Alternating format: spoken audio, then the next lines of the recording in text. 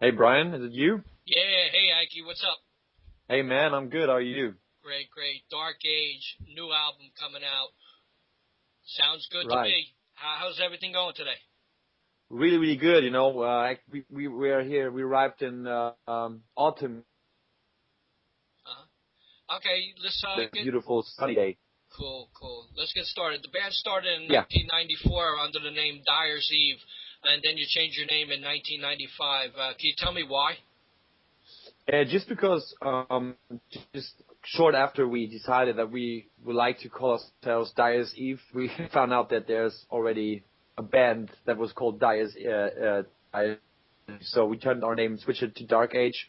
We actually saw a video from the death metal band Vader from a song they called Dark Age. So we thought that was equally as good. So we changed our name to that one. Cool, cool. Now, originally you rehearsed in your school class. Right, right, yeah. How'd that go with all the the heavy sounds and stuff with I don't know, was class in session or how'd that work?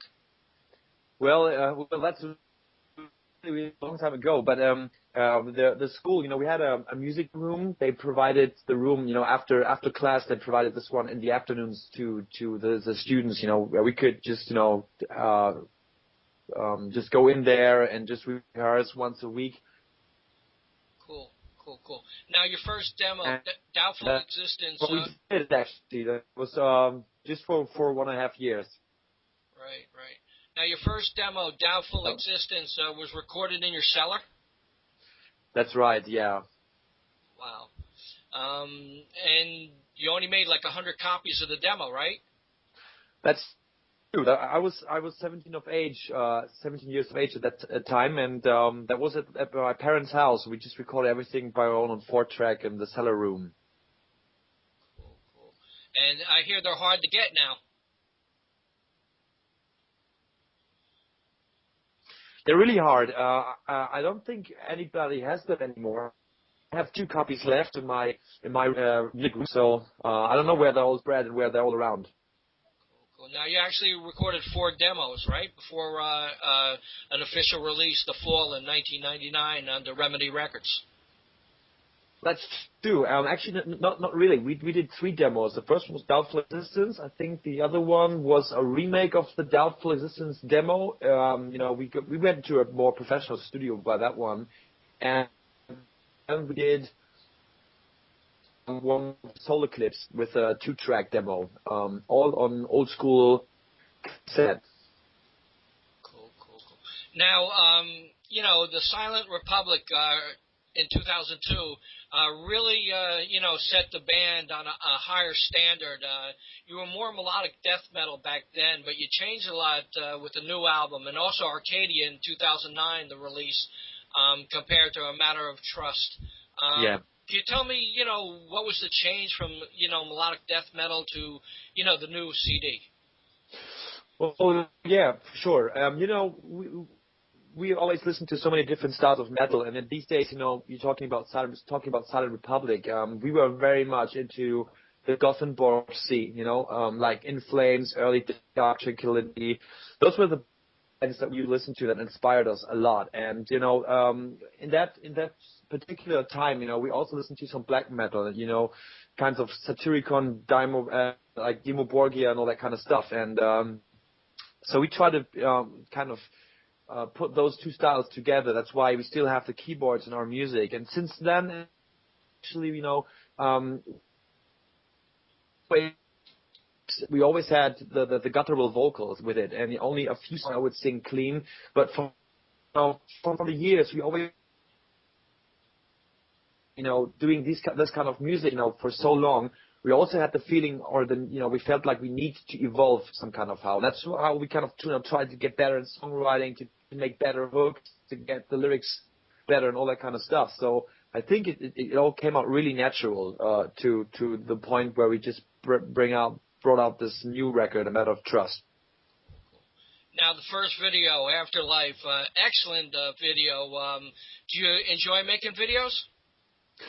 Well, I certainly do, but I have to confess that one was really, really pretty tough to do because we did a lot of stuff on our own. So it was 28 hours just of, rolling the tape and all that. It was really, really exhausting, but I think the guy, the director, he really did a great job with it. Cool, cool. Now, how's the music scene in Germany at this time? It's the metal scene, for instance, is really stable. Right now, you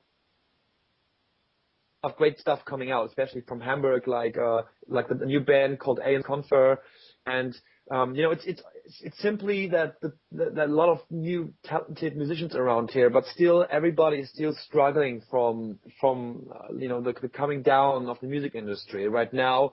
It's not really easy to make it as a band. You got the old guys like Gamma Ray and all these bands that really have like a world hero status for somehow, but for Europe, it's pretty tough to go on tour and to pay the bills and everything. But as for Germany, I would say it's a pretty healthy scene. I have to say, we got a lot of bands touring through Germany and all that. So I would say, the scene, the metal scene for itself is doing pretty good, but music industry is really suffering right now. Right. Is there a way to stop illegal downloading, from the CD? Oh man, if I knew it, I would be man. I think. But, maybe there's something else bands or people can do. I'm for myself, I think people still want a great product, and then they're willing to spend money on that. A lot of bands right now are putting special editions out, where people, if they spend money like $20 or whatever, they get a little bit more than just the regular jewel case with a CD. I think that format kind of that's gone. I think you really need to give more content to that whole stuff, like a DVD, or you just need great graphics, something that a metal fan or a music fan doesn't necessarily have to be a metal fan, but a music fan likes to collect or put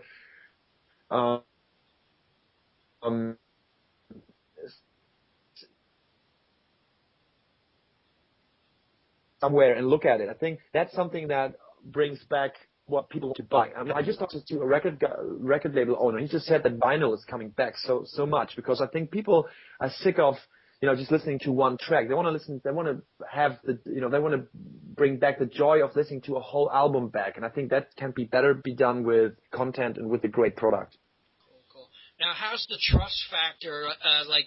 You're going to drop off the CD before it's released to a friend, or how do you trust people in the music world anymore?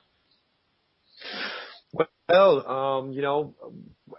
for ourselves, we renamed the new record "A Matter of Trust," and that was a situation where for ourselves we actually wanted to do more of an old school kind of death metal record at first. That was our main thought, because that would be something that people would not, expect from us.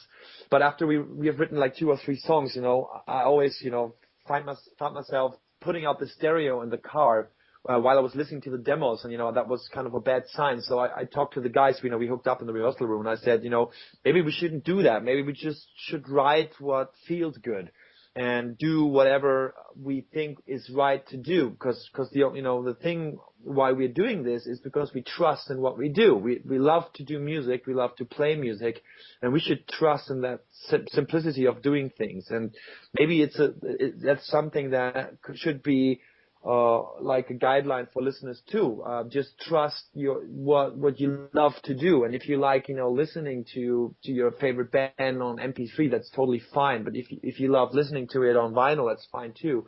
I mean, that's a great thing about the new modern world, that you can actually choose, but it should not be driven by who is the band with the most likes on Facebook or whatever. You know what I mean? It should be driven by your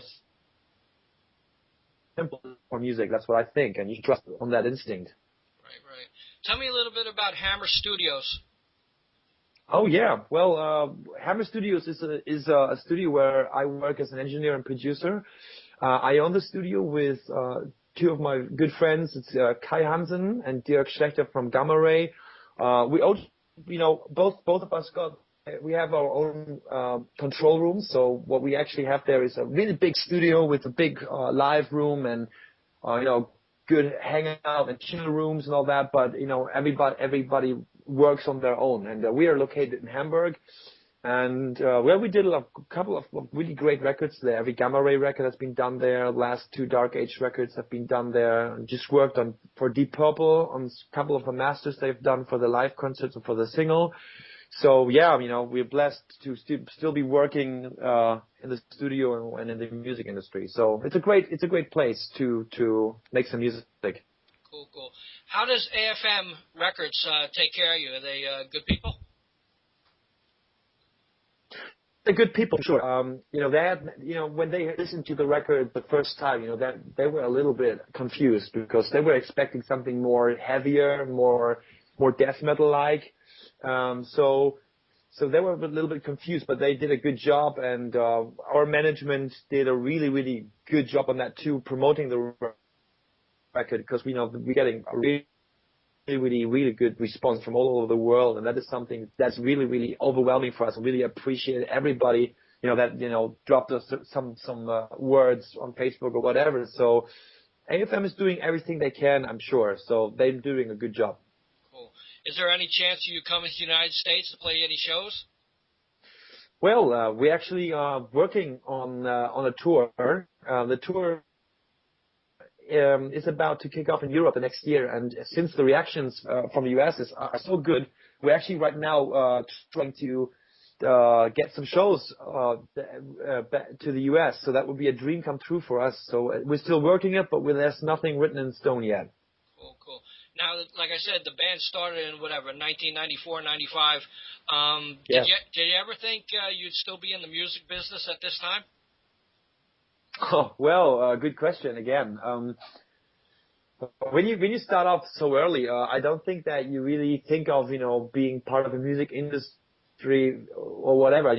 We kicked off being angry young kids, just wanted to make some metal, and right now everything has evolved, and we were always a band that took every step by step, and I think not. No, I wouldn't have thought of being in the same band for 17 years now. So that is kind of amazing to me, and I guess to the rest of the band too.